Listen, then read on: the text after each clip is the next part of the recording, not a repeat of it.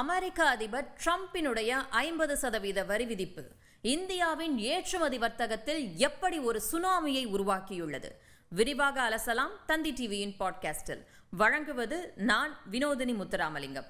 America எவ்வளவோ அழுத்தம் கொடுத்தும் ரஷ்யா கிட்ட இருந்து எண்ணெய் வாங்குறத இந்தியா நிறுத்தாததால ட்ரம்ப் இந்தியாவிலிருந்து வரக்கூடிய பொருட்களுக்கு கூடுதலா 25% வரி விதிச்சு மொத்தம் 50% இறக்குமதி வரி போட்டிருக்காரு. எல்லா பொருட்களும் பாதிக்கப்படாது அப்படிங்கிறது ஒரு சின்ன ஆறுதலான விஷயம். இந்த வரி விதிப்புல தப்பிச்ச விஷயங்கள் ஸ்மார்ட் போன்கள், மருந்துகள், அப்புறம் சோலார் பேனல்கள் போன்ற எரிசக்தி பொருட்கள். இந்த வரி விதிப்புல ரொம்ப மோசமா அடிவாங்க போற பொருட்கள் என்னன்னு பார்த்தோம்னா, அமெரிக்க ஏற்றுமதி சந்தையில இந்தியாவுக்கு மிகப்பெரிய வருமானத்தை ஈட்டி தரக்கூடிய ஜெம்ஸ், விலையுயர்ந்த கற்கள், நகைகள், ஜவுளி மற்றும் வாகனங்கள் தயாரிப்புல பயன்படக்கூடிய சில பொருட்கள், ஆட்டோ காம்போனன்ட்ஸ். இந்தியால இருந்து அமெரிக்காவுக்கு அதிக அளவு ஏற்றுமதி செய்யப்படக்கூடிய பொருட்களை பார்க்கலாம். ஆப்பிள் போன்ற பிராண்டுகளுடைய செல்போன்களை அசம்பிள் செய்யக்கூடிய மிகப்பெரிய நிறுவனங்கள் தான் இந்த ஃபாக்ஸ்கான், டாடா எலக்ட்ரானிக்ஸ், பெகட்ரான், அப்புறம் விஸ்ட்ரன். தனித்தனியாக இருக்கக்கூடிய செல்போன் பாகங்களை சேர்த்து டெஸ்ட் பண்ணி ஒரு முழுமையான ஃபோனாக உலகம் முழுக்க இருக்கக்கூடிய கடைகளுக்கு அனுப்பி வைக்கிறாங்க. கடந்த 2024 மட்டும் இந்த தொழிற்சாலைகள் 61,000 கோடி ரூபாய் மதிப்பிலான ஸ்மார்ட் போன்கள் மற்றும் அது தொடர்புடைய பொருட்களை இந்தியாவிலிருந்து அமெரிக்காவுக்கு ஏற்றுமதி செஞ்சிருக்காங்க. இந்த வருடத்தோட முதல் 6 மாதங்கள்ல மட்டும் 96,000 கோடி ரூபாய் மதிப்புல ஏற்றுமதி செய்யப்பட்டிருக்கு. உற்பத்தி மற்றும் ஏற்றுமதி எவ்வளோ வேகமா வளர்ந்துருக்கு அப்படின்னு பாருங்க. எப்படி இவ்வளோ பெரிய ஜம்ப்னா, சமீபமாவே மிகப்பெரிய தொழில்துறை மண்டலங்களான தமிழ்நாடு, கர்நாடகா உள்பட இந்தியால உள்நாட்டு உற்பத்தி அதிகரிச்சிருக்கு. அப்புறம் ஆப்பிள் அதோட தயாரிப்பை இந்தியாலையும் துவங்கினது. ஆப்பிளோட ஒன் ஆஃப் த மெயின் ஹப்ஸ்ல இந்தியாவும் ஒன்று. போன்ஸுக்கான குளோபல் டிமாண்ட் அதிகரிச்சிருக்கு. அமெரிக்கால விற்கப்படும் பெரும்பாலான ஐபோன்கள் இந்தியால தயாரிக்கப்பட்டது தான். இந்த புதிய அமெரிக்க வரிகள் ஸ்மார்ட் போன்களுக்கு பொருந்தாது. போன்கள் இறக்குமதிக்கு கூடுதல் 25% வரி விதிக்கப்படாது. அதனால ஸ்மார்ட் போன்களுக்கு பாதிப்பில்லை.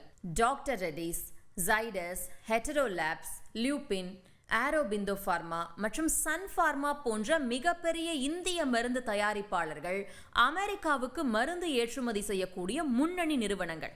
2024 மட்டும் 31,000 கோடி ரூபாய் மதிப்பிலான மருந்து பொருட்களை அமெரிக்கால விற்பனை செஞ்சிருக்காங்க.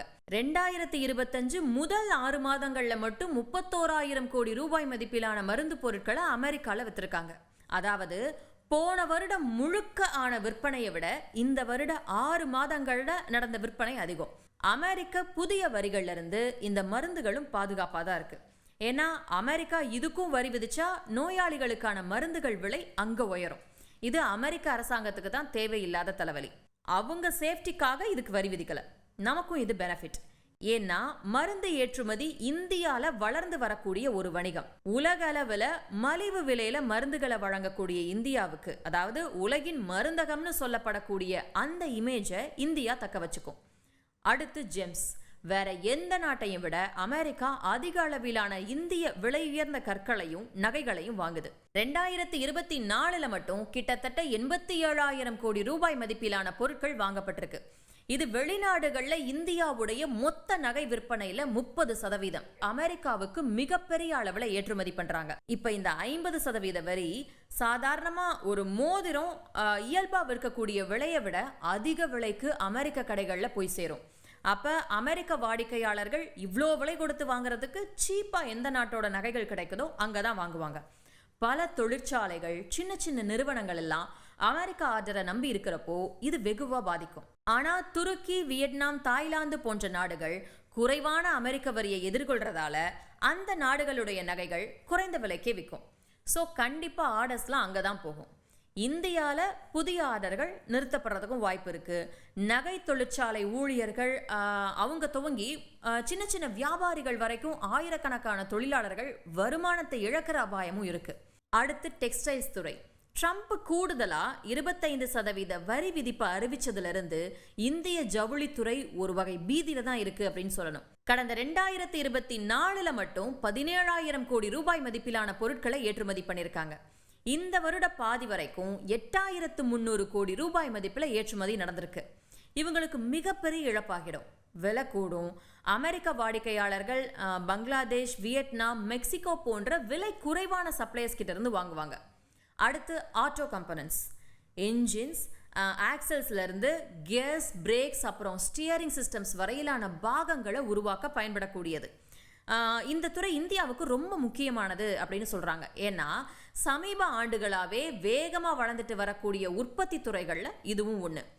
இந்தியா இறக்குமதி செய்யறதை விட அதிகமா ஏற்றுமதி செய்யக்கூடிய சில தொழில்கள்ல இதுவும் ஒண்ணு. இந்தியா வெளிநாடுகளில் விற்கக்கூடிய ஆட்டோ காம்பனன்ட்ஸ்ல 1/3 அமெரிக்கா தான் வாங்குது. 2024 மட்டும் இந்தியாவிலிருந்து போன 52,000 கோடி ரூபாய் மதிப்பிலான வாகன பாகங்கள் அமெரிக்கால விற்கப்பட்டிருக்கு. அதுல கார்கள் மற்றும் சிறிய ட்ரக்குகளுக்கான பாகங்கள் மட்டும் 30,000 கோடி ரூபாய். இதுக்கு பாதிப்பில்லை, வெறும் 25% வரி மட்டும்தான். ஆனா பெரிய ட்ரக்குகள் அப்புறம் விவசாய எந்திரங்களுக்கான ஆட்டோ காம்பனன்ட்ஸுக்கு 50% வரி. ஸ்மால் வெஹிக்கிள் பார்ட்ஸுக்கு பெரிய பிரச்சனை இல்லை. ஆனா பெரிய ட்ரக் இது தொடர்பான பாகங்களுக்கெல்லாம் அமெரிக்கா புதிய வரி விதிப்பால மிகப்பெரிய ரோட் பிளாக் காத்துக்கிட்டு இருக்கு அப்படின்னு தான் சொல்லணும். அடுத்து ஆற்றல் மற்றும் புதுப்பிக்கத்தக்க சக்தி, சோலார் பேனல்கள் அப்புறம் அதனுடைய பாகங்கள், விண்ட் டர்பைன்ஸ், காற்றாலை விசையாழிகள் அப்புறம் அதனுடைய பாகங்கள், எனர்ஜி ரிலேட்டட் எக்யூப்மெண்ட்ஸ், ஆற்றல் தொடர்பான பிற உபகரணங்கள், பவர் சிஸ்டம்ஸ், கண்ட்ரோல் யூனிட்ஸ், இந்த மாதிரியான பொருட்கள்லாம் ஏற்றுமதி செய்யப்படுது.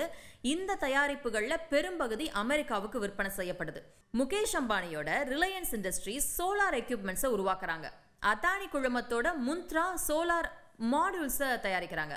அப்புறம் Waaree Energies, LM wind power உள்ளிட்ட சில நிறுவனங்கள் அமெரிக்காவுக்கு அதிக ஏற்றுமதி செய்யறாங்க. இந்த எரிசக்தி மற்றும் புதுப்பிக்கத்தக்க பொருட்கள் புதிய வரி விதிப்புல சிக்கல. அது இந்திய நிறுவனங்களுக்கு ஒரு ஆறுதல் அப்படின்னு தான் சொல்லணும்.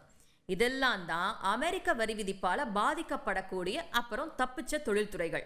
ஜெம்ஸ்ல இருந்து என்ஜின்ஸ் வரைக்கும், அப்புறம் சோலார் ஃபீல்ட்ஸ்ல இருந்து காட்டன் மில்ஸ் வரைக்கும் எல்லா துறைகளுமே ஏதோ ஒரு விதத்துல அதிர்வை உணர்ந்திருக்காங்க. அமெரிக்க வரி சுனாமியில் இருந்து இந்தியா தப்புமா? பொறுத்திருந்து பார்க்கலாம்.